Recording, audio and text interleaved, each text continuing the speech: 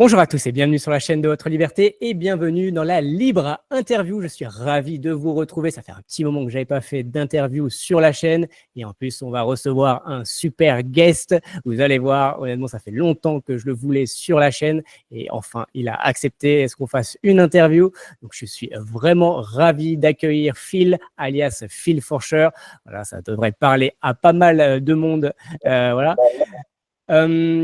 On va discuter notamment de son parcours, savoir c'est quoi ses objectifs aussi, son expatriation en Colombie. Vous savez que l'expatriation, pour moi, c'est vraiment un point sur lequel j'appuie et que j'ai vraiment envie de parler de plus en plus sur la chaîne. Donc voilà, voir aussi son expérience par rapport à son expatriation en Colombie, ses projets. Voilà, donc il y a plein de sujets dont on va parler avec lui. Et du coup, Phil, bienvenue et merci d'avoir accepté du coup mon invitation. Salut Cédric, écoute, très heureux d'être avec toi. Merci pour cette introduction. Très élogieux parce que tu es quelqu'un d'important dans des communautés de plateformes, en tout cas sur lesquelles on parle régulièrement sur la chaîne.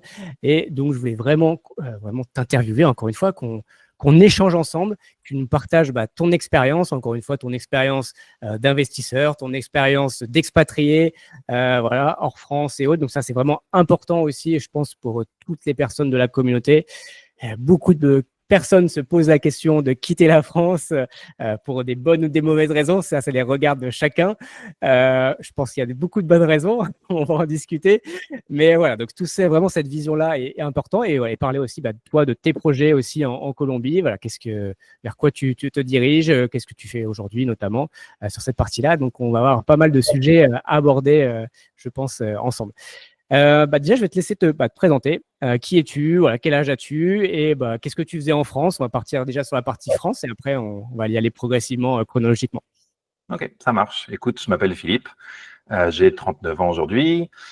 Je suis originaire du Var, je suis né sur la Côte d'Azur, voilà, et j'ai passé mes 10 dernières années à Paris.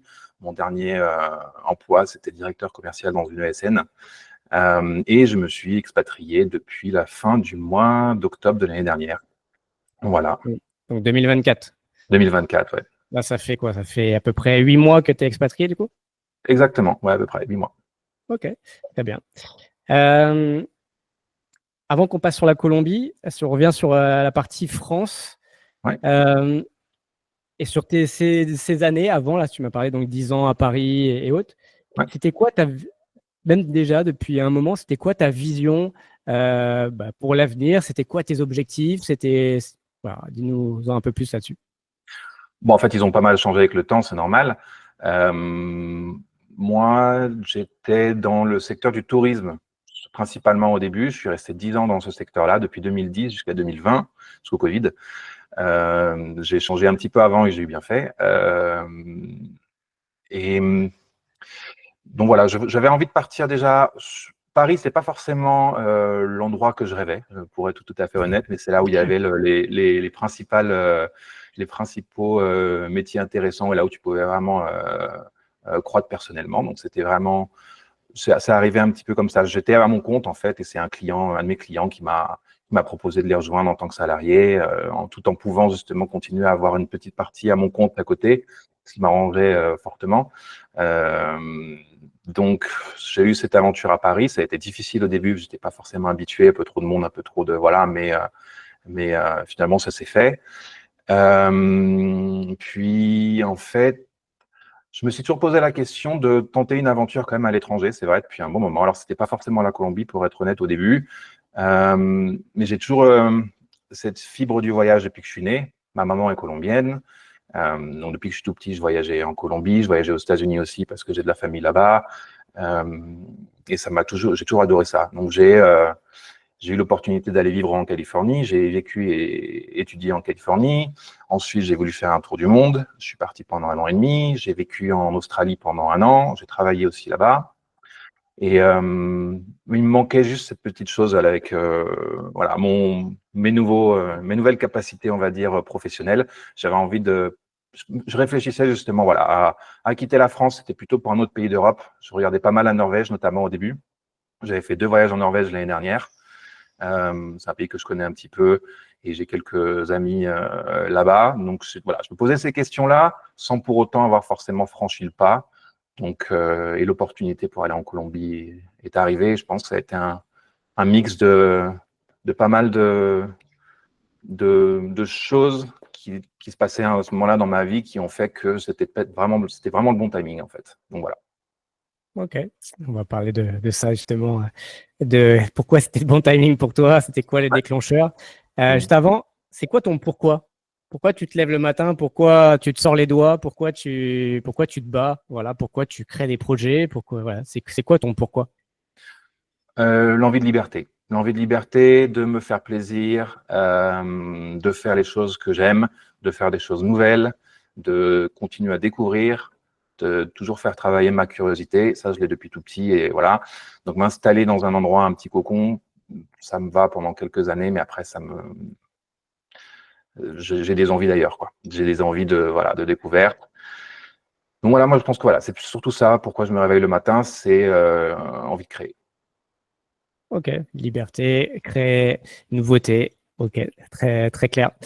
Euh, est-ce que tu es un investisseur dans l'âme? Et si oui, dans quoi tu investis? Voilà, je l'étais pas en premier abord. C'est vrai que l'argent pour moi avant était quelque chose. J'étais plutôt un entrepreneur en fait. J'avais dans le tourisme notamment, j'étais à mon compte et j'avais créé tout un réseau de guides dans pas mal d'endroits comme Budapest, Prague, Berlin, Barcelone, etc. Donc en fait j'avais des clients français, des étudiants en université qui allaient faire la fête dans toutes ces villes. Et en fait, ils étaient avec des tours opérateurs qui leur fournissaient le transport plus l'hébergement, mais rien d'autre. Moi, j'ai dit, bah, en fait, je vais leur proposer d'autres choses. Donc, on leur proposait des boat parties, des pub crawls, des sorties en boîte au restaurant, des tirs à la carabine, peu importe, plein de petites choses diverses. Et j'avais un réseau de guides sur place qui s'occupaient de tout ça. Et, euh, et donc, ça marchait comme. J'ai oublié la question, c'est quoi? Ouais, par rapport à investisseur. Donc là, tu étais plus Ah, entrepreneur par rapport à cette expérience de boîte. D'ailleurs, ouais. c'est un peu le film Budapest où ils font les enterrements de vie de garçon et tout ça, quoi. C'était un peu ça. Ta vie, c'était un peu ça. Voilà, c'est ça. En fait, je travaille avec les BDE, donc c'est les bureaux des étudiants. Ok. Donc voilà, et c'est finalement un de ces tour opérateurs-là qui m'a ensuite proposé d'intégrer leur rang en tant que commercial. Donc j'étais plutôt la fibre entrepreneur au départ, sans me soucier véritablement de mettre de l'argent de côté. De toute façon, j'avais une vingtaine d'années, donc je m'en foutais un peu.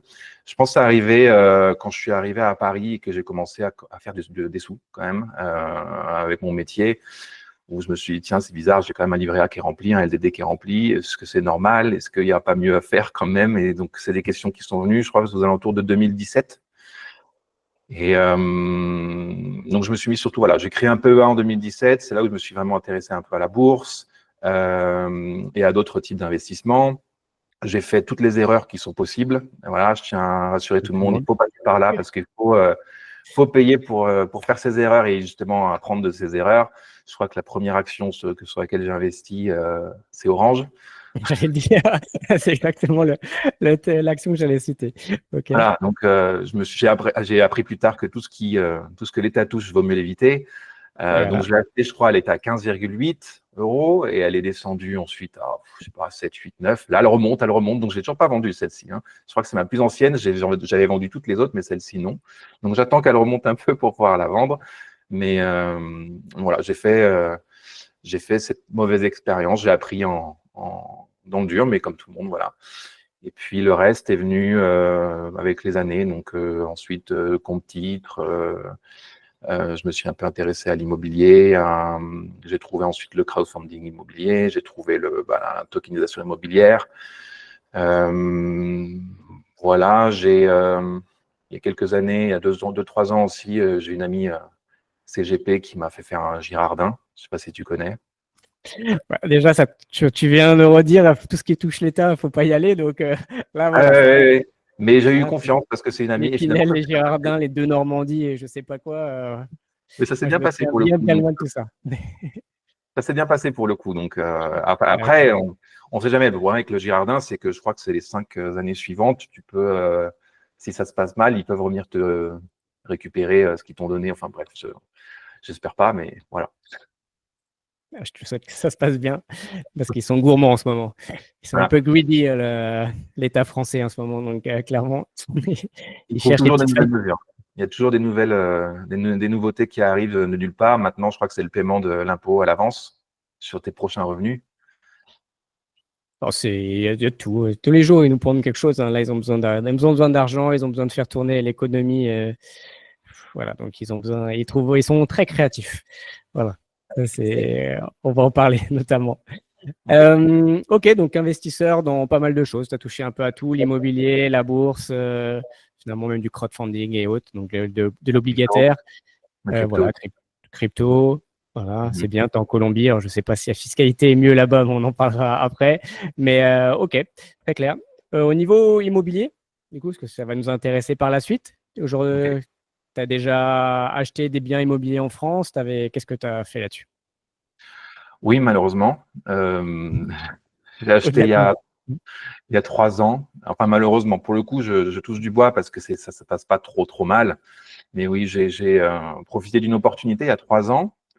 En fait, je travaillais en tant que directeur commercial dans une ESN, donc j'avais des consultants qui avaient besoin de logement pour venir à Paris. Donc j'ai un peu sauté sur l'occasion pour acheter un bien à côté de Paris.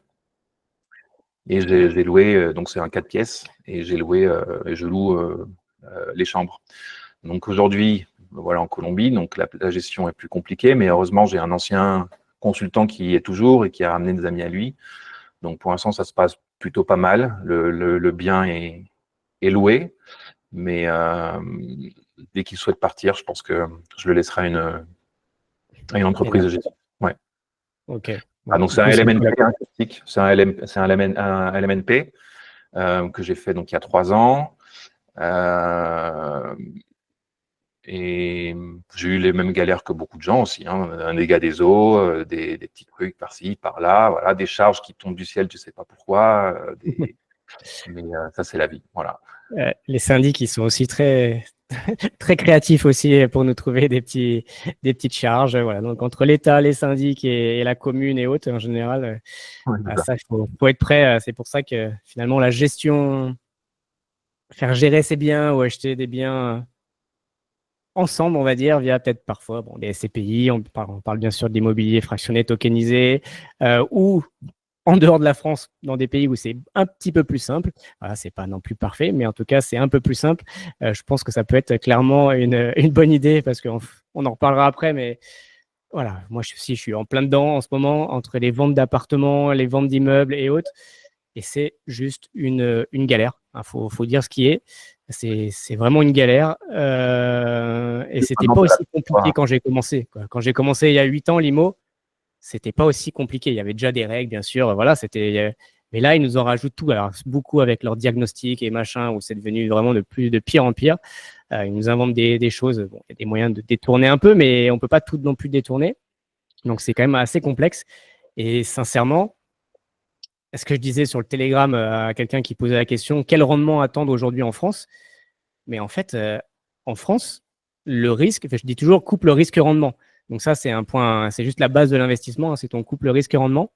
Mais le risque en France, je ne comprends même pas aujourd'hui, parce que les rendements moyens sur du locatif en France, on dit que c'est du 5%. Mais 5% en France, avec toutes les lois, les contraignants et tout, mais le couple risque-rendement, il n'est pas respecté, hein, clairement. Enfin, faut ouvrir les yeux, quoi. L'immobilier en France, quand j'ai plein d'amis qui veulent continuer à vraiment investir dans le locatif, après, il y a d'autres manières d'acheter aussi de l'immobilier, marchand de biens ou autre, ça c'est très, très différent. Mais sur du locatif en France, avec des rendements tout pourris, en espérant que demain, ils feront de plus-value et que pour du patrimonial dans 20 ans, parce qu'il y aura la retraite et machin. Mais franchement, vous prenez un risque, mais énorme. Et honnêtement, ouvrez-vous à l'international. Le monde est très vaste et ça tombe bien, on va en parler après. Mais clairement, il y a d'autres opportunités qui sont vraiment meilleures en dehors de la France. Vraiment, ouvrez-vous par rapport à ça, c'est vraiment primordial. Tu as une loi qui est passée déjà qui enlève un grand avantage du LMNP sur la plus-value. Donc toi, tu tombes en plein dedans. Oui, moi je suis niqué, hein, clairement, je le dis. Là, je suis en train de vendre. Je me fais bien, voilà. Hein, peu importe si la vidéo est démonétisée, mais je le dis, je me fais bien niquer par l'État, hein, donc ça fait mal. Parce que bien sûr, peu importe que la loi elle passe depuis cette année, hein, c'est du coup sur tout le début et sur toute l'activité. Donc oui, les règles changent. Bon, après, voilà. C'est aussi pour ça que je dis souvent, l'immobilier, ça se fait à l'achat. Donc, si, encore une fois, on a bien acheté, bah, l'impact, il est moindre. Si, par contre, vous avez acheté pour un régime fiscal, bah, là, vous êtes complètement niqué. Et encore une fois, on n'achète pas de l'immobilier par rapport à un régime fiscal. C'est pour ça que tu parlais du Girardin tout à l'heure, de Normandie, le Pinel ou je sais quoi. On n'achète pas un bien parce qu'il fait du 10% de rendement à LMNP parce que tout le monde t'a dit sur Internet que c'était génial. Non, tu achètes un bien parce qu'il est rentable et que tu l'as bien acheté et que tu as fait une bonne affaire. Voilà. Et après, tu l'optimises avec ton régime fiscal. Mais les gens, en général, quand ils achètent dans l'immobilier, ils inversent tout. Donc, et voilà, ils voient que par les impôts, la fiscalité et autres. Oui, c'est une galère en France, mais si tu n'es pas content de tes impôts en France, je peux que te conseiller de partir. Et ça tombe bien, on va parler de ça souvent sur la chaîne et avec toi, notamment. Voilà. J'ai acheté en 2022, donc j'ai acheté au plus haut, tu vois, donc depuis ça a baissé. Ouais. Après, en termes de rendement, je suis pas mauvais. Enfin, je suis à quasiment 7% brut. C'est pas non plus énorme. En net, c'est beaucoup moins, mais je fais du cash flow positif en fait avec ce bien-là. Je le fais en colocation, hein, c'est pour ça aussi. Hein. Donc, c'est plus compliqué, c'est plus chronophage, mais pour l'instant, ça marche. Peut-être que par la suite, ce sera plus simple de le faire avec une famille, mais pour l'instant, c'est en colocation à 30 minutes de Paris, beaucoup d'étudiants. Donc, je me dis ça peut marcher, mais quand tu es loin, non seulement quand tu es à côté, c'est déjà difficile pour la gestion. Alors imagine quand tu es à l'autre bout du monde. C'est encore plus dur. J'ose imaginer. Mm. Ok, donc quand même une expérience dans l'IMO en France et autres. Donc, ok, très clair. Pourquoi tu as quitté la France? C'est quoi le déclencheur? C'est quoi les raisons? Qu'est-ce qui s'est passé dans ta tête là pour te dire, voilà, je quitte la France? Bon, en fait, il y a eu un effet d'aubaine. Hein. Il y a eu un effet d'aubaine, clairement. J'ai eu cette opportunité-là qui s'est présentée sur la Colombie et c'est arrivé à un moment un peu, ouais, comme je disais tout à l'heure, où il y a eu multifactoriel en fait, où effectivement, dans mon travail en tout cas, l'activité avait fortement baissé, surtout dans le secteur dans lequel moi j'étais, notamment avec des développeurs informatiques. Donc beaucoup moins de budget dans les entreprises, beaucoup moins d'opportunités, c'était beaucoup plus compliqué. Donc je pensais déjà au futur et à faire quelque chose d'autre à ce moment-là. L'impression d'être toujours le fameux Nicolas qui paie aussi. Le fameux Nicolas qui paie. Et le problème, c'est que quand tu te rends compte de ça, t'as du mal à t'enlever de l'esprit. Et puis tu regardes ta fiche de paie, et puis tu regardes tes impôts, et puis tu regardes tout ça, et tu te dis, mais en fait, ça va où? Et donc, un petit peu sera le bol là aussi. 10 ans à Paris, c'était, je pense, suffisant. J'ai vu la ville se transformer aussi, et plutôt dans le mauvais côté. Donc voilà, cette opportunité-là, en fait, je cherchais, je pense, déjà dans ma tête, j'étais prêt à soit prendre une autre voie, soit aller dans un autre pays. Comme je t'ai dit tout à l'heure, je regardais un petit peu la Norvège notamment. Donc voilà, cette opportunité-là, elle est arrivée. C'est le pays de ma maman. J'ai de la famille en Colombie. C'est un pays que j'adore profondément. Donc, et j'avais déjà réfléchi avant. Mais le problème, c'est plus compliqué pour s'expatrier en Colombie quand tu es salarié. C'est plus complexe. Donc, cette opportunité est arrivée là. Donc, bon, j'ai dit, bon, c'est peut-être le moment ou jamais. C'est peut-être le genre de, tu sais, c'est le genre De signe du d'opportunité destin. qui arrive une fois dans la vie et si tu la prends pas, tu sais pas si elle va se reproduire. Donc à un moment donné, bon voilà, j'avais pas forcément d'attache particulière en France. Je fais, allez voilà, on y va, on n'a rien à perdre, fonce. Ok. Bon, du coup, c'est plus l'opportunité, mais tu avais déjà une appétence pour quitter la France et une volonté finalement de quitter la France pour les raisons que tu as évoquées. Donc après, c'est vrai, c'était juste l'opportunité. Le fait aussi le côté facilité parce que donc tu as le passeport colombien aujourd'hui. Donc je pense que c'était aussi plus simple pour toi. Donc, voilà. Donc je pense qu'il y a aussi toutes ces raisons-là. Il y avait un côté peut-être rassurant ou pas parce que tu as de la famille, tu connais des gens là-bas, c'est un de tes pays, enfin, le pays de ta mère comme tu l'as dit. Donc je pense que ça peut y avoir ce côté-là forcément aussi qui rentre en compte. Énormément. Mm. Ok. Et ben, tu vas nous parler un peu de ta vie en Colombie.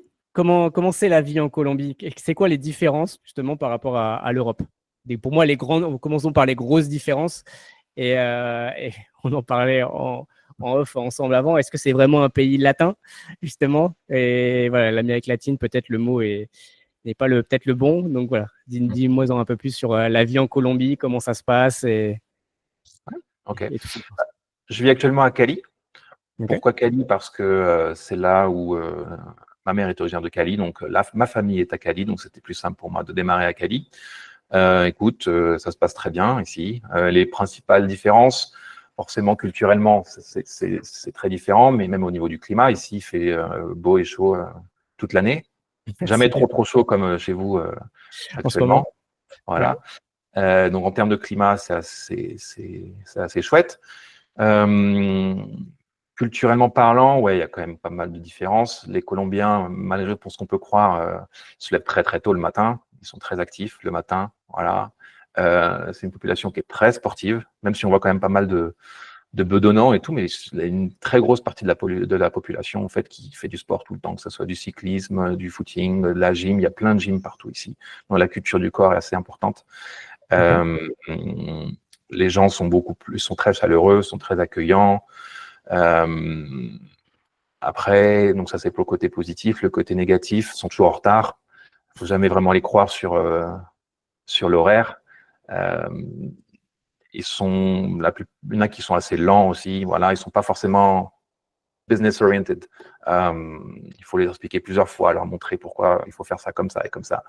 Donc, tu vois, par exemple, pour essayer de trouver des appartements qui ont un bon rendement, tu as beau expliquer 1000 fois ce que tu cherches, quel type de rendement, quel type de chiffre et tout. Il fait, ah, c'est bon, j'ai compris. Et puis, il te montre un truc qui n'a rien à voir. Il fait, voilà, c'est ça. Il fait, non, non, pas du tout. Il fait, ah bon, ben, j'ai pas compris. On passe pas, on va réexpliquer. Mais ça rentre pas. Donc, c'est pas, et c'est pas pour rien que la majorité, enfin, au moins la moitié de mon réseau de brokers, etc., finalement, ce sont d'autres étrangers, quoi. Ce sont des Américains ou des Européens qui sont vraiment de ce secteur-là dans leur pays respectifs et qui sont venus ici pour faire ça. La même chose en fait en Colombie. Donc ça, c'est une petite différence assez majeure qu'il peut y avoir avec une mentalité un peu plus anglo-saxonne ou même française. Hein. Oui, bah, ouais, française, mais après, le côté latin qui est jamais à l'heure, ça fonctionne. Ok, ça, c'est quand même ce petit côté latin, voilà, qui est pas souvent à l'heure et un peu lent parfois. Ok, ça se regroupe par rapport à ce que je peux connaître parfois en Espagne aussi. Ok. Est-ce que ce serait un bon choix pour un francophone de venir vivre en Colombie? Et Alors, qu'est-ce qui serait ça dépend de- compliqué et qu'est-ce qui serait, en tout cas, qu'est-ce qu'un francophone trouverait d'intéressant en Colombie et faut faire, quels sont les points de vigilance? Alors, un francophone qui a un travail à distance, qui est salarié, travail à distance, c'est-à-dire qui peut travailler un peu de partout dans le monde, qui est célibataire. Alors ça, c'est le paradis. La Colombie est le paradis sur Terre. Et donc, comme je te dis, il fait chaud toute l'année, le coût de la vie est beaucoup plus bas. Euh, donc, avec un salaire français et vivre en Colombie, il n'y a pas mieux. Pour une famille, c'est peut-être un peu plus complexe, mais c'est faisable aussi. En fait, il faut savoir qu'il y a quand même il y a quand même quelques expatriés. Hein. Donc ici, même à Cali, on a une école allemande, on a une école française, on a des écoles américaines. Euh, donc c'est très facile de scolariser ses enfants aussi dans des écoles internationales. Il y a beaucoup d'opportunités pour eux. Si on va sur Bogota ou Medellín, il y a énormément d'entreprises étrangères. Medellín aujourd'hui, c'est devenu un des centres euh, startups digitaux les plus importants d'Amérique latine. Donc, il y a une quantité phénoménale de grosses entreprises américaines et européennes qui se sont installées à Medellín. J'ai fait un article dessus sur Medium. Donc, oui, même pour une famille, ça peut être aussi intéressant. Oui. Voilà. Ok, donc La qualité de l'idéal, vie, c'est la qualité de vie. Après, voilà, avec le même revenu, la qualité de vie ici, c'est incomparable. C'est le jour et la nuit. Si avec un petit peu d'argent, on a facilement des employés de maison qui font un peu tout. On peut avoir très facilement un chauffeur. On peut, si on a envie de sécurité, on peut se prendre un garde du corps très facilement aussi. Ça laisse en fait entrevoir. Et puis même, regarde, même pour les activités sportives, c'est assez. Je suis parti faire du golf dimanche dernier. J'apprends le golf en ce moment, voilà. Donc il y a toujours un caddie avec toi, une personne qui te porte des trucs et qui te fait les voilà. Quand tu joues au tennis, c'est pareil. Il y a toujours un ramasseur de balles donc tu loues un cours, tu joues avec ton pote et tout. Et il y a toujours un ramasseur de balles qui est là pour te ramasser toutes tes balles. Ça, c'est inclus dans le package systématiquement t'as pas ça en France, quoi. Voilà. Donc, tu as t'as plein de petites choses comme ça qui, quand même, joignent l'agréable. Ok, très clair. Justement, tu as parlé de sécurité tout à l'heure, tu as parlé d'un garde du corps. Qu'est-ce que tu dis à ceux qui disent et qui ont toujours cette vision de la Colombie, d'un pays hyper dangereux, forcément avec l'histoire des FARC et autres, peu importe, voilà, qui date de plusieurs années. Qu'est-ce que tu dis à ces gens qui pensent encore la Colombie, c'est juste un des pays les plus dangereux du monde?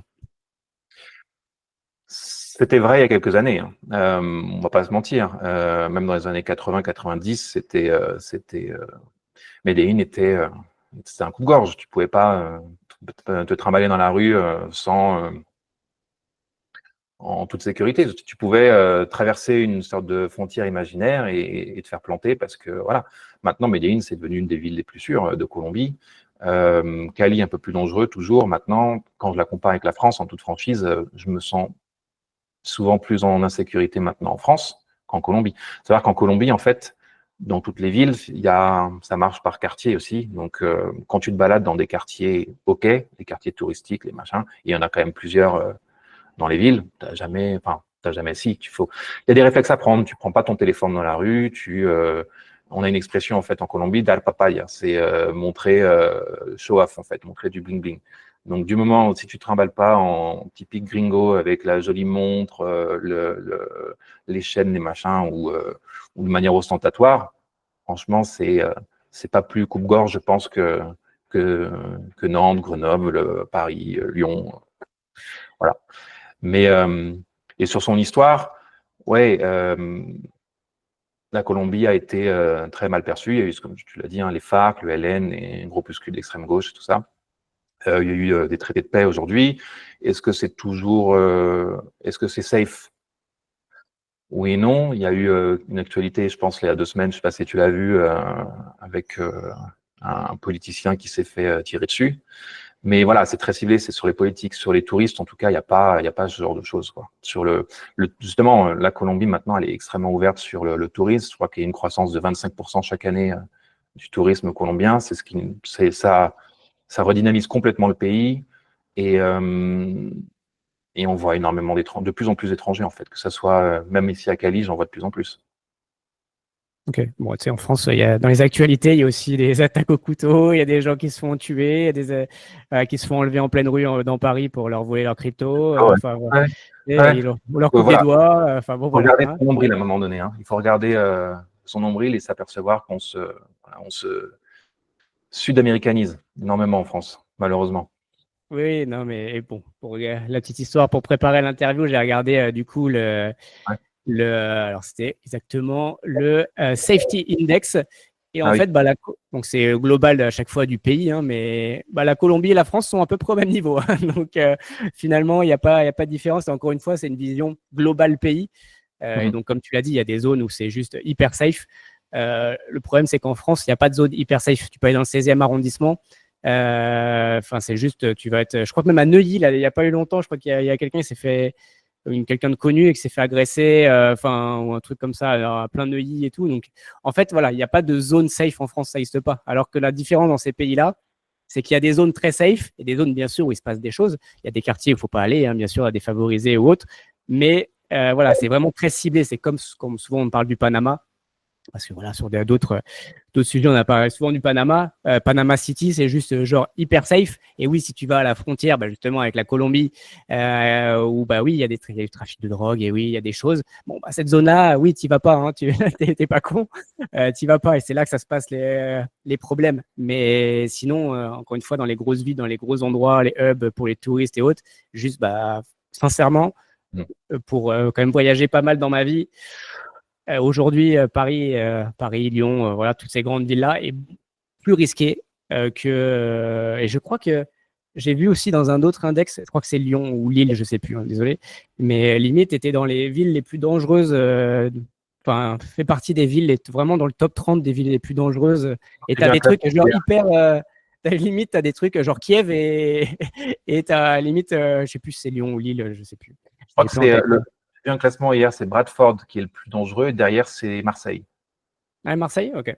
Voilà. Mais je crois qu'il y en a, il y a 7 villes dans les 20 premières, les villes les plus dangereuses d'Europe. Il y a 7 villes françaises. Enfin bref. Non, mais pour rajouter, en Colombie, les endroits qui craignent, tout le monde les connaît. Tu vas jamais là-bas. Et même si tu as envie d'y aller, tu peux pas y aller parce que le taxi va pas te déposer. Il te déposera jamais là-bas. Donc, comme tu dis, voilà, c'est très, très, très ciblé ici. Ça l'est beaucoup moins en France où ça peut être partout, quoi. Mm. Donc, moi, c'est pas un sujet. Ça va peut-être m'arriver à un moment de me faire tirer mon portable ou me faire racketter peut-être. Je sais pas, je touche du bois, ça m'est encore jamais arrivé. Mais j'ai vraiment pas cette sensation d'insécurité, en tout cas en Colombie. Je me suis toujours trimballé le matin comme de nuit, un peu partout. Voilà, comme je te dis, je touche du bois, mais c'est pas quelque chose qui m'angoisse, pas du tout. Oui, et puis bon, bah, au pire, se faire voler son portable, ça, c'est pas. Enfin voilà, ça arrive. Je me suis fait kidnapper. Non, mais je me suis fait kidnapper, enfin pris en otage au Pérou, fait voler mon sac avec tous mes trucs en Équateur. Enfin voilà, j'ai fait des. Oui, l'Amérique, bon, c'était il y a très longtemps, hein, c'était il y a 15 ans, c'était peut-être pas les mêmes conditions. Mais bon, voilà. T'as de De quoi? l'expérience. T'as de l'expérience, c'est génial alors. Oui, bah voilà. Et puis bon, bah, on habite à Paris et tout. Enfin, après, il se passe des choses, on a l'habitude. Donc, en fait, c'est pas. Voilà. Si en fait vous arrivez à vivre en France et vous dire que c'est acceptable, bah en fait, pour être honnête, c'est limite, c'est pas acceptable ce qui se passe en France. Et donc, il y a plein d'autres pays, même s'il y a une vision écornée, j'en sais rien, parce que les choses évoluent, bah, je peux vous dire qu'il y a plein d'autres pays qui, eux, évoluent et nous, on évolue plutôt dans le sens négatif. Voilà, pour dire les choses poliment. Du coup, on va parler d'immobilier en Colombie. Là, c'est important. Je pense que c'est des sujets que les gens ont envie de parler avec toi, entendre en tout cas ton expérience par rapport à tout ça. En plus, tu as bien sûr, bah, comme tout le monde le sait, je pense, dans ma communauté, tu as lancé ton activité du coup autour de l'immobilier en Colombie. Alors, tu as créé ton site aussi. Alors, je vais essayer de le partager si ça te va. Alors, désolé pour les petits euh, Allez à du live. Normalement, hop, c'est bon. Regardez, on voit bien. J'espère que vous voyez bien. Et du coup, donc voilà, donc tu as ton activité, tu as le site, notamment avec plusieurs biens en ce moment à la vente. Bon, alors je crois que c'est la monnaie locale, hein, donc le pesos colombien. Donc, vous enflammez pas, c'est pas 530 millions un appart à Medellín. Mais voilà, donc si tu peux nous parler un peu justement de l'immobilier au global en Colombie. Et après, si tu veux aller plus précisément sur certaines zones que tu trouves toi plus intéressantes, je suppose par exemple comme Medellín, voilà, nous en parler un peu plus. Oui, bien sûr. Donc déjà, je te rassure et je rassure la communauté, je vais le traduire en français aussi, hein. Pour l'instant, c'est vrai que j'ai utilisé l'anglais, mais on va rapidement le traduire aussi en français. Ouais, l'idée d'Investing Colombia, en fait, c'est depuis mon installation, je vois qu'il y a énormément de potentiel en fait dans le pays, que ça soit pour y vivre et pour passer des jours heureux en tant que retraité ou en tant qu'actif. Peu importe, mais également pour l'investissement. L'investissement est extrêmement intéressant, non seulement en termes de rendement locatif, qu'en termes de retour sur capital. J'ai regardé une stat hier assez folle, par exemple, en un an, ça a pris un peu plus de 10%. Les maisons en Colombie ont pris plus de 10%. Je vois ça, regarde, ça a l'air sympa quand même, la vue et tout, le petit balcon. Attends, moi, du coup, ça a bougé. Mais genre, tu as la piscine à l'intérieur, par exemple, sur celle-là. C'est une piscine, ça? C'est quoi? C'est un jacuzzi? Ouais, alors une piscine, bon, ouais, mais plutôt jacuzzi.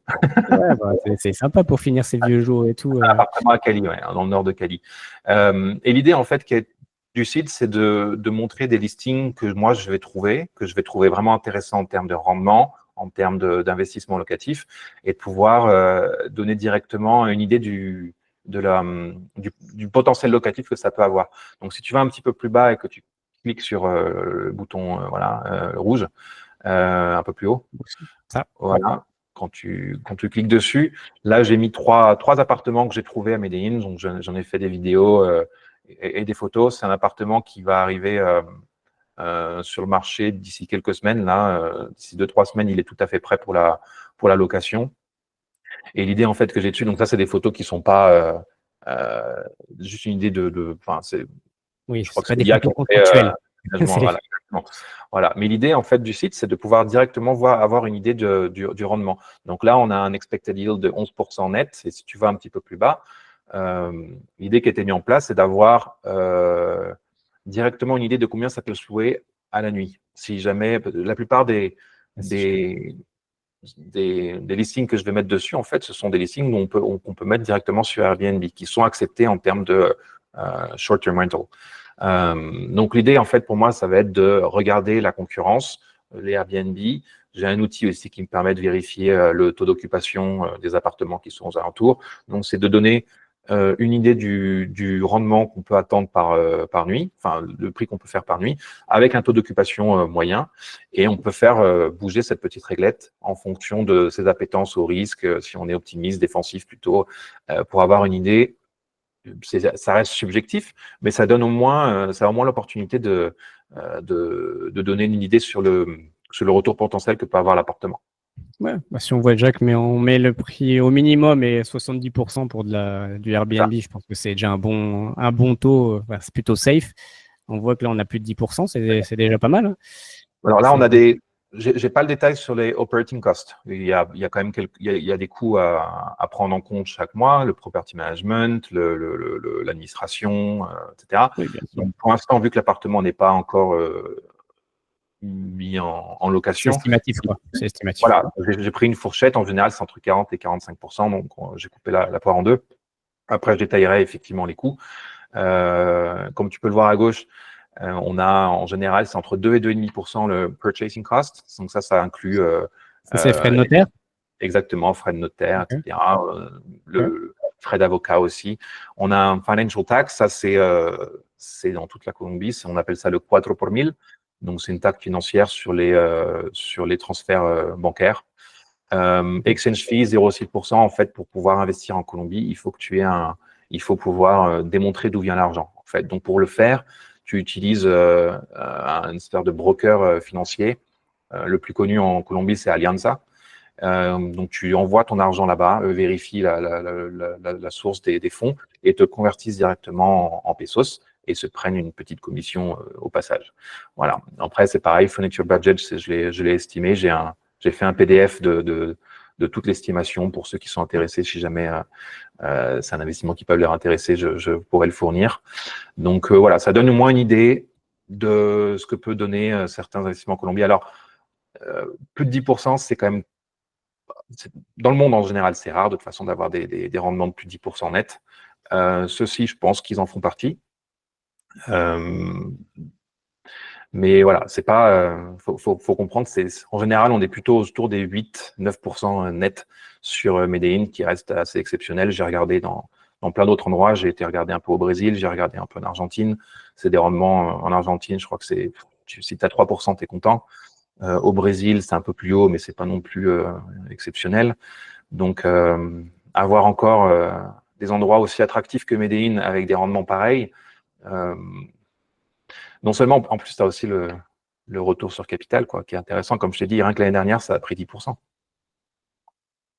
Ce qui est pas mal, en effet. Ouais. Et est-ce qu'il y a les mêmes lois intelligentes qu'en France avec les DPE? Si tu as un squattage, est-ce que le mec il peut rester 2-3 ans sans problème?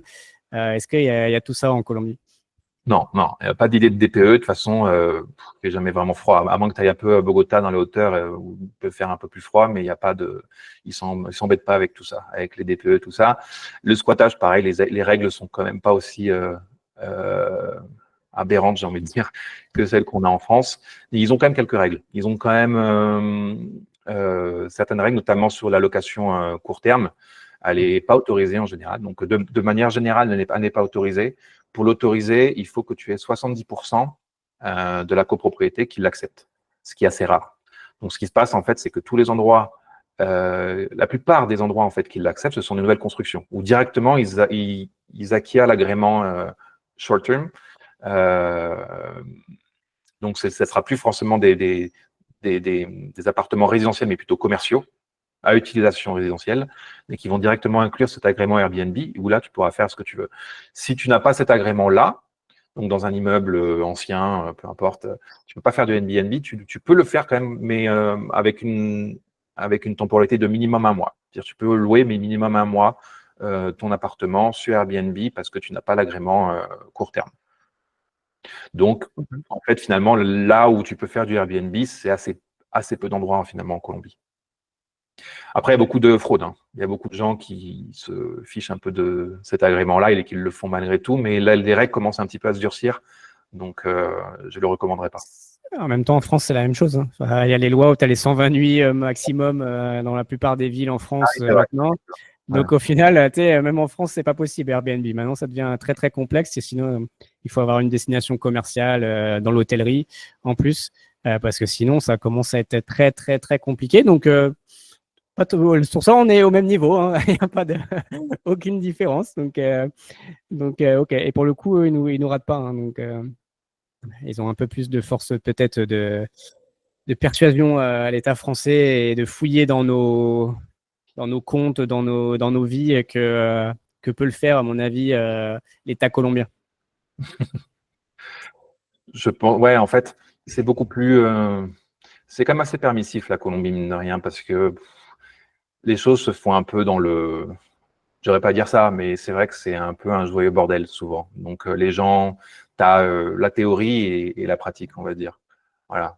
Mais disons, pour résumer un peu, beaucoup de gens ici créent des sociétés personnelles dans lesquelles ils peuvent justement enlever toutes leurs charges, tous leurs frais, etc. Et c'est pas comme en France, où on va vraiment surveiller que le restaurant que tu as fait, c'était bien avec tel ou tel client ou que tu as utilisé, que tu as décompté quelque chose de professionnel qui n'aurait pas dû l'être, parce que là-dessus, en France, c'est tolérance zéro. Ici, tout le monde s'en fiche. Mon avocat me dit toujours, moi, le dimanche, je mange au restaurant avec ma famille, je le mets en. Voilà, tout le monde le fait, c'est comme ça. Voilà, donc c'est pas une recommandation, c'est juste pour expliquer que ils n'ont pas les mêmes moyens non plus. Voilà, la Colombie n'a pas forcément les mêmes moyens et les mêmes. Et savoir aussi que plus de 50% de la population colombienne, on appelle ça le rebusque, c'est du travail informel en fait. Donc plus de 50% de la population ne déclare absolument rien. C'est du travail, que ce soit les taxis, les chauffeurs de Uber, etc. C'est zéro déclaration. Oui, bon, c'est comme ça dans beaucoup de pays. Et voilà, en France, c'est un peu. Ça existe aussi, hein, mais bon, c'est de plus en plus complexe. Et Ouais, heureusement, marginal. bientôt, ils auront l'euro numérique pour, pour contrer tout ça. Donc, Ah oui, encore une autre chose, encore une belle trouvaille. ouais, voilà. Il y a des choses sympathiques hein, bientôt. C'est Ouais. octobre, premier test, hein, c'est octobre de cette année hein, en France. Hein. Je dis ça juste à la Ouais, communauté au cas où. ouais, Bon, ouais. ne tardez pas trop. Hein. J'ai eu mon live avec la communauté hier. On a beaucoup parlé de ça. Voilà, il y en a qui disent dans 2, 3 ans, ils vont partir. Ne tardez pas trop, hein, parce que sinon, Après, l'argent va être très compliqué à sortir. c'est le mois d'octobre, mais je doute que la gestion soit optimale dès les premiers mois et à mon avis, ça va être une catastrophe. Non, non, bien sûr, avant, je pense 2027, 2028, ce ne sera pas du tout opérationnel. En plus, les banques commerciales, elles sont plutôt contre parce qu'en fait, même eux, en fait, ça va à l'encontre de leur, finalement, d'une banque commerciale, hein, parce qu'ils ne pourront plus rien gérer. Ce sera Ouais. directement la banque centrale. Mais bon, n'investissez pas sur les banques françaises aussi et les banques européennes. Hein, c'est une très, très mauvaise idée. C'est pas pour rien que si vous regardez les cours de toutes les banques européennes, elles s'effondrent par rapport aux banques américaines qui explosent depuis 2008. Hein, depuis 2008, et on s'est fait clairement niquer les banques européennes. Mais bon, je dis ça, je dis rien. C'était pas le sujet. OK. Donc très clair. Donc sincèrement, il y a quand même des petites pépites. On voit. Hein. Enfin là, c'est qu'un exemple, mais si on regarde sur d'autres, il y avait, ouais, il y a d'autres exemples. On a vu quand même, il y avait d'autres propriétés sympathiques d'accueil. Il n'y a pas beaucoup de listings, mais je vais en mettre là d'ici ces prochains jours. Là, il y a d'autres listings qui vont arriver.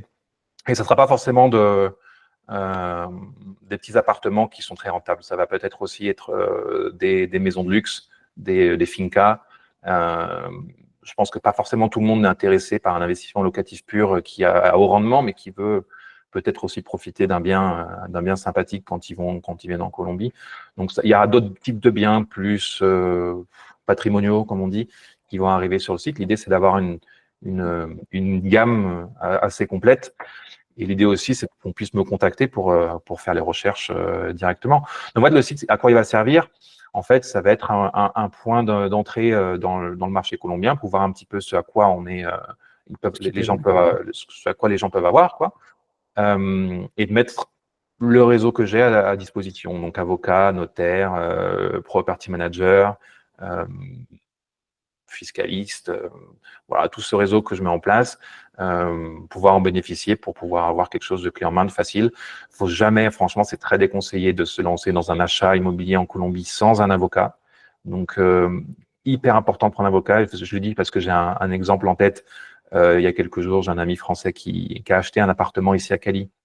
Et ça a été une catastrophe. Ça a été, il a laissé le dépôt et ensuite il s'est rendu compte que il y avait non seulement il y avait pas mal de taxes qui n'avaient pas encore été payées, et en plus il y avait une clause d'héritage sur l'appartement avant ou après de l'avant ou l'après-vivance. Je ne sais plus quelle était la clause, mais en fait, bref, c'était une clause qui était complexe à avoir et que, évidemment, lui, il n'a pas fait attention, alors qu'un avocat l'aurait tout de suite perçu et aurait tout de suite mis un red flag. Donc là, heureusement, il s'en est sorti. Je lui ai donné le contact de mon avocat et il a pu finalement acquérir le bien. Mais il y a eu quand même un petit peu de dégâts au passage. Voilà. Et puis, bah, en effet, enfin, on en parlait juste avant, hein. Si un de vos buts aussi est de sortir de l'argent de France, voilà, pour faire des investissements aussi ailleurs qu'en Europe, ailleurs qu'aussi en euros, tu vas nous parler d'ailleurs ça, parce qu'on voit la monnaie, le pesos colombien, mais est-ce qu'on peut investir en dollars américains? Est-ce que c'est des choses qui sont possibles? Mais voilà, enfin, je pense que se diversifier, sortir aussi un peu son argent de l'Europe, ça peut être quand même une bonne chose. On voit qu'en effet, en tout cas, les performances passées, même si elles ne présagent pas des performances futures, sont quand même plutôt bonnes en Colombie, donc avec des rendements, enfin des plus-values de 10% par an. Je pense que ça peut être pas un mauvais investissement, en tout cas pour sortir de l'argent, l'argent d'Europe. C'est un point important que tu viens de souligner. Ouais, il faut parler du pesos. Le pesos, c'est une monnaie qui historiquement a toujours dévalué au fur et à mesure par rapport à l'euro ou au dollar, mais c'est plus forcément le cas aujourd'hui. Si tu regardes un petit peu les graphiques dollar, peso colombien, sur ces 5 dernières années, 10 dernières années peut-être, il est resté plus ou moins stable. Mais ce que propose ce genre d'investissement, c'est un investissement presque plus important sur le dollar, parce que finalement, les nuits sont sur le 1 dollar. Là, sur du short term, en fait, sur du Airbnb, tous les prix sont en dollars. Pourquoi? Parce qu'une grande partie des consommateurs, hein, de ceux qui vont loger dans ces appartements, sont des étrangers ou des Colombiens avec des revenus assez élevés et qui voyagent en Colombie. Donc, tous les prix sur Airbnb sont systématiquement en dollars. Donc, c'est un investissement baqué sur le dollar, même si il est réalisé en pesos. Ouais, c'est un point important à souligner. Ouais. Ok. Mais que les ventes, par contre, elles se font que en pesos colombiens. Ah, d'accord. Les deux, en fait, les deux. Tu peux, beaucoup de vendeurs, en fait, sont partants aussi pour recevoir du dollar. Donc, en fait, c'est très, très courant de donner un prix plutôt en dollars et d'avoir un accord en dollars. Voilà. On peut vraiment, le dollar est très accepté, en fait, ici. Ok. Très, très clair. Ça, c'est aussi quand même une bonne chose aussi par rapport à la devise. Quels sont, toi, tes projets, du coup, avec, du coup, on voit ce site, cette activité. C'est quoi tes projets là, à court, moyen terme par rapport à tout ça? Bah, ça va être vraiment de travailler sur le site, sur Investing Colombia, sur ce projet. En fait, je me suis rendu compte depuis que je vis ici, depuis 8-9 mois, je rencontre énormément d'expatriés, de Colombiens, voilà, tous les mardis, je fais un événement qui s'appelle le Gringo Tuesday où je suis, on appelle facilitateur en anglais, et je vois énormément d'expats. C'est une destination, en fait, la Colombie, qui attire de plus en plus de digital nomades, d'investisseurs et même de retraités qui veulent venir ici parce que là, le coût de la vie est plus intéressant et le cadre de vie est sympathique. Donc, et je vois pas forcément énormément de Français. Donc, je vois énormément d'Américains, de Canadiens, d'Allemands, de Hollandais. Et je pense que nous, on réagit toujours un peu à retardement. Donc, et j'ai cette conviction qu'en fait, la Colombie va devenir une destination intéressante pour l'expatriation, que ce soit pour la retraite, comme je dis, ou autre. Donc, pour moi, voilà, il y a ce créneau à prendre. Et donc, tous les biens que je vais trouver, ça va être mon but, ça va être, voilà, de continuer à trouver des biens qui sont intéressants. Là, je suis surtout à Medellín parce que c'est la valeur sûre. Medellín est vraiment la valeur sûre, mais je suis certain qu'il y a d'autres villes qui vont profiter de ce boom touristique qui est en train d'arriver en Colombie. Donc, on parle de Cali, on parle de Barranquilla, Carthagène, qui est déjà pas mal, mais qui continue d'attirer énormément de monde. Il y a des petites villes aussi qui sont moins connues, mais qui, à mon avis, vont vraiment pouvoir profiter de plein fouet de cette venue de nouveaux touristes, comme Pereira, par exemple, qui est en plein milieu de la Aire Cafetero, c'est le parc du café. Et donc, il n'y a rien qui est fait là-bas. Pour l'instant, il y a très, très peu de Airbnb, et pourtant, c'est une ville qui commence à avoir de plus en plus d'intérêt de la part de touristes étrangers. Donc, je pense que c'est des petites choses à faire avec le temps. On va y aller calmement. Mais voilà, moi, je suis persuadé que la Colombie a énormément à offrir. C'est 2 fois la superficie de la France. Tu as des plages, des montagnes. T'as plein de choses. Il manque juste les stations de ski, mais sinon t'as tout, quasiment. Donc il y a une attractivité, pardon, qui ne fait que croître, avec justement comme on l'a dit tout à l'heure, une sécurité qui est de plus en plus un pays qui est de plus en plus sûr. On entend de moins en moins parler de la Colombie pour des mauvaises raisons. Donc le but, voilà, mon objectif, ça va être de continuer sur Investing Colombia et de démarrer aussi un volet qui, moi, ne me concerne pas parce que j'ai le passeport, mais un volet d'accompagnement sur comment s'expatrier en Colombie, comment créer quelque chose, comment avoir un visa. Il y a plusieurs types de visas. Il y a le volet fiscal aussi qui est important. Donc, dans le futur, dans quelques mois, il y aura ce volet aussi accompagnement en expatriation, pour l'expatriation. Voilà. Ok, donc si on a des envies d'expatriation en Colombie, aujourd'hui, ton carnet d'adresses, ton réseau te permet en tout cas d'accompagner des gens assez rapidement justement sur cette partie-là. C'est ça. Ok, non, parfait, c'est important. Est-ce qu'on peut combiner aussi immobilier justement et expatriation ou pas? Absolument, oui, bien sûr. Tu as le visa investisseur, par exemple. Alors, je crois que aujourd'hui, c'est 350 salaires minimum en Colombie, donc c'est une 300aine de dollars. Donc au final, je crois que si tu investis environ 120 000 dollars, tu peux être éligible au au visa investisseur. Mais tu en as d'autres, hein, visa digital nomade. Ils ont un visa digital nomade. Tu as le visa retraité, tu as plein de types de visas différents. Et chaque situation sera un peu différente. Mais même en tant que simple touriste, c'est même facile de venir en Colombie. Hein. C'est très facile de renouveler 3 mois son visa touristique. Il suffit de faire une demande en ligne et c'est fait. Donc, tu peux rester facilement 6 mois. Tu peux partir à côté au Pérou, en Équateur, et revenir en pays et repartir sur 6 mois. Il y en a plein qui le font. Il y en a plein ici que je rencontre qui font ça.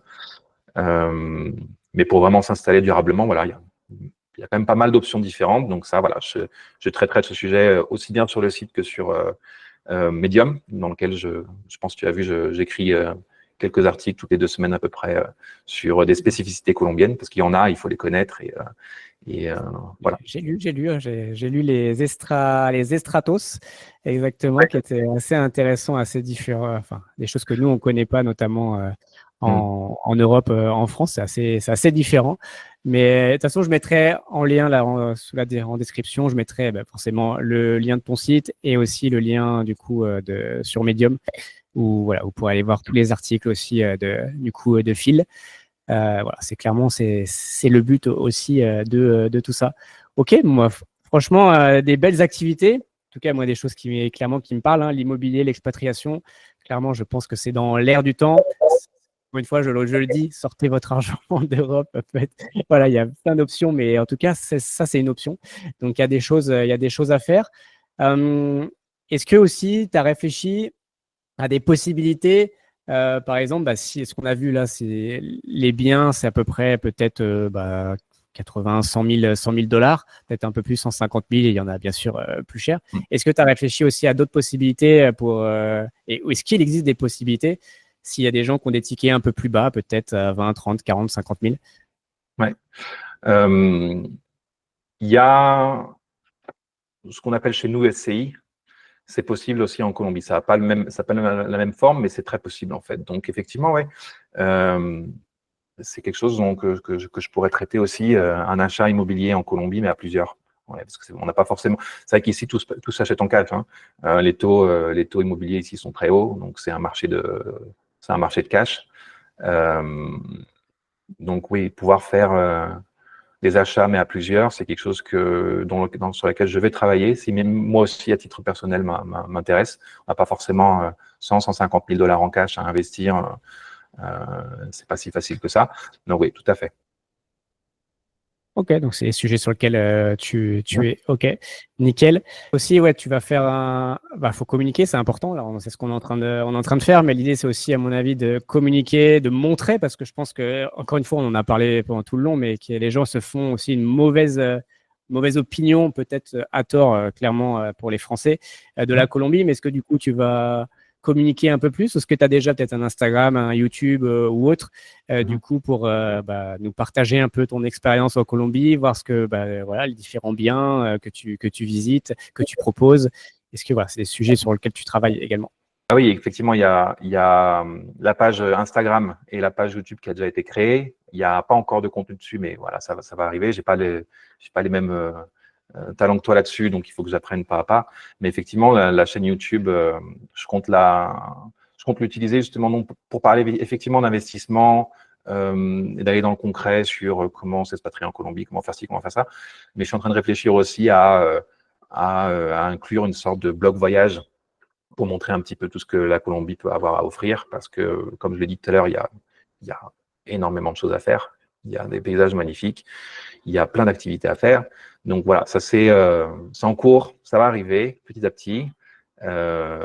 Pareil pour le contenu Instagram. Je suis pas un énorme fan d'Instagram, mais je pense que je trouverai des partenariats, on va dire, voilà, pour nourrir un petit peu le contenu. D'ailleurs, tu peux faire un appel, hein, s'il y a des gens qui sont très doués sur Instagram et qui vivent en Colombie, qui veulent aller vivre en Colombie, et qui veulent voilà, t'aider là-dessus, faire des beaux contenus Instagram, clairement, voilà. Vous pouvez y aller. Voilà. Et après, en même temps, vous achetez un petit appart avec Phil et voilà, ça fait bien. Ok, bon, on a fait un bon tour. Juste pour tous ceux qui sont restés jusqu'à la fin, on va faire un petit bonus. Et voilà, donc selon les statistiques YouTube, en tout cas mes statistiques YouTube, quasiment 99% des personnes sont des hommes sur la chaîne. Donc, je n'y crois pas, mais je pense qu'il y a bien plus de femmes. Mais en tout cas, on va en parler à 99% de cette audience. Est-ce que c'est intéressant pour un homme célibataire de venir en Colombie? Ah oui, en fait, il y en a plein. Il y en a plein. Il y a une quantité phénoménale de digital nomades déjà sur Medellín. C'est principalement aussi des hommes célibataires. C'est énormément de New-Yorkais, des gens qui vivent en Californie, qui ont des très hauts revenus, qui payent en général 5 000 $ de loyer par mois là où ils sont pour des appartements de 2 pièces. Et en fait, ils viennent ici. Souvent, ils dépensent quasiment la même chose parce qu'ils ne voient pas forcément le côté épargne, mais le côté waouh, qu'est-ce que la vie, elle peut m'offrir ici, c'est incroyable, j'ai un penthouse avec un jacuzzi, etc. Et une des raisons, donc évidemment, c'est le coût de la vie qui est très très bas, mais aussi effectivement, les Colombiennes sont parmi, je pense, les femmes les jolies au monde, quoi. Et ça, c'est pas un mythe, c'est vraiment pas un mythe. Ok, donc ça, c'est Mais il faut faire très bien. attention, hein, parce il faut faire attention aussi parce qu'il y a de tout hein, à Medellín et il y a pas mal de touristes qui se laissent avoir aussi avec. Faut être intelligent. Si on est entre guillemets, un 5, 6 sur 10 et qu'il y a un 10 sur 10 qui nous contacte pour nous dire ouais, qui veut tout de suite te rencontrer, venir chez toi, etc., c'est quand même louche. Donc il y a quand même des différences culturelles, certes, mais pas à ce point-là non plus. Donc il faut être un peu intelligent aussi. Il y a une drogue qui fait pas mal de dégâts à Medellín, ça s'appelle la scopolamine, donc qui t'endort complètement, mais qui te laisse un peu éveillé et qui te fait dire tout ce que c'est comme un sérum de vérité. Et donc, il y a quand même pas Ouais, mal de pour te dépouiller après j'ai ça, entendu des histoires comme ça. Ouais. tes sites fraises crypto, tout ça, voilà. Donc, faut faire attention. Donc faites attention. Si vous êtes un 3, 4, 5 sur 10, voilà. Ok, vous pouvez vous faire peut-être des 10 sur 10, mais voilà, attendez un peu parce que c'est peut-être pas. Voilà, il y a peut-être une raison. Donc faites attention à ce que vous buvez aussi. Et en tout cas, ce que la demoiselle vous donne à boire. Ça peut quand même être dangereux. Mais bon, Pas je pense à qu'il y boire, a. hein. On peut même se mettre sur les lèvres, sur un parti. Je sais ça. Il y a J'ai pas étudié le sujet à fond, Ah peut-être oui. que je ferai un article dessus, ouais. Mais il y a des trucs assez particuliers. Il faut faire attention. Ok, donc faites attention quand même sur cette partie-là, même si elles sont très très belles, ça peut être, ça peut être dangereux malgré tout, mais bon voilà, en tout cas pour les hommes célibataires, potentiellement, vous pouvez trouver des très belles compagnes, en tout cas là-bas en Colombie, en tout cas, on va dire mixer l'utile à l'agréable. Voilà, Je pense que pour ça, c'est une des meilleures destinations. Pour trouver entre guillemets l'amour, tout ça, et c'est une des meilleures destinations, la Colombie, clairement. ah non, mais après, je pense que c'est aussi, enfin, c'est quand même une population très catholique, la Colombie, Mhm. donc assez croyant. Donc voilà, pour les gens qui veulent peut-être trouver aussi des femmes un peu plus traditionnelles, on va dire. Je sais pas, j'ai pas le bon terme, excusez-moi, mais du coup, C'est le voilà, qui terme veulent créer une traditionnel. famille très traditionnelle, je pense que ça peut être clairement Ah ouais. aussi une très bonne destination par rapport à ça. Tu l'as dit, c'est effectivement beaucoup plus traditionnel ici. Il y a des codes. Voilà, ici, il n'y a pas vraiment de féminisme, des choses qu'on peut avoir nous en Europe. Ça reste beaucoup plus traditionnel. C'est pas forcément étonnant que la fille te demande de payer le taxi pour venir la récupérer, pour l'amener au restaurant et pour ensuite la ramener en taxi directement chez elle. C'est les coutumes qui sont un peu restées encore en Colombie. Donc voilà, c'est sur cet aspect-là, oui, c'est très différent de la France, enfin, ou de l'Europe en général. Donc il faut le comprendre, il faut l'étudier, il faut le comprendre et il faut le respecter aussi, parce qu'on n'est pas chez soi. C'est très important. Mais bon, je pense qu'il y a beaucoup de personnes qui recherchent ça aujourd'hui et qui sont un peu perdues avec voilà, certaines mœurs qui changent pas mal en Europe. Donc, voilà, il y a beaucoup de mouvements aussi d'hommes on parle des mythos, on parle des masculins. Enfin, voilà, il y a pas mal de mouvements aussi en ce moment et les hommes sont un peu perdus sur cette partie-là. Et en effet, voilà, si vous recherchez aussi quelque chose de plus voilà, traditionnel, je pense que ça peut être une très bonne destination également, en tout cas la Colombie. Voilà, bon, c'était le petit bonus, c'était un aparté, voilà, pour tous ceux qui sont restés jusqu'à la fin. Et je pense que ça peut, encore une fois, être intéressant d'avoir une vision aussi complète. Je pense qu'on en fera une bientôt aussi, une autre interview aussi en fonction de l'évolution aussi de ton projet, reparler de tout ça. Je pense que ça peut être clairement intéressant de faire un petit point de passage dans 6 mois, savoir justement où tu en es. Et clairement, je pense que encore une fois, bon, merci en tout cas pour le partage, c'est hyper intéressant. N'hésitez pas, bien sûr, je mettrai ton contact directement aussi en dessous. Je crois que directement depuis le site, les gens peuvent te contacter. Donc, si vous avez des questions sur la Colombie, n'hésitez pas, Phil, ce sera une joie de vous répondre. Si voilà, vous pensez à l'expatriation, en tout cas en Colombie, n'hésitez pas aussi. Si vous voulez sortir votre argent ou investir du moins en Colombie, voilà, Phil a en tout cas tout le carnet d'adresse aujourd'hui pour le faire, pour vous accompagner. N'y allez pas non plus en solo parce que voilà, il y a des codes, comme il l'a dit. Il faut être bien accompagné, connaître des gens de confiance sur place. Et clairement, Phil va vous accompagner là-dessus. Et l'avantage, c'est en plus qu'il parle français. Donc, c'est aussi rassurant pour nous tous. Il parle les 3 langues, hein, donc français, anglais, espagnol. Donc, honnêtement, c'est très rassurant pour des francophones. Euh, Avant de conclure, est-ce que tu as un conseil pour des investisseurs néophytes ou alors pour des gens qui voudraient quitter la France? Est-ce que tu as envie un petit mot de la fin pour tous ceux qui sont restés jusqu'au bout? Un conseil global, euh, cherchez toujours la liberté financière pour être libre comme l'air, justement. Pas faire confiance à son gouvernement, aucun gouvernement d'ailleurs. Toujours prendre son destin entre ses mains. Pour moi, si on compte de manière traditionnelle sur sa retraite plus tard, pour ma génération en tout cas, c'est extrêmement risqué, il faut s'en rendre compte. Donc ne jamais compter sur les autres, toujours compter sur soi, construire son propre patrimoine, faire ses propres choix, se mettre en situation. C'est pas un sujet évident, je sais, c'est difficile, ça donne énormément d'angoisse parce on perd ses repères. Mais on n'a qu'une vie en fait, donc faut se lancer. Si on pense vraiment que c'est le meilleur choix, il faut se donner vraiment les moyens de le faire. Faut foncer et puis c'est pas grave, l'échec fait partie aussi de l'apprentissage, donc voilà. C'est un peu bateau, je sais ce que je dis, mais il n'y a pas d'autres choses qui me viennent comme ça qui me Non, prend mais un peu à c'est voilà. juste la base et c'est juste primordial. Donc, c'est juste hyper important ça. Donc, en tout cas, merci pour ce conseil. Merci pour du coup tout le partage que tu nous as fait pendant cette interview. Et du coup, on se voit tous dans une prochaine vidéo. Et Phil, on se voit dans quelques mois. Allez, Avec ciao. plaisir.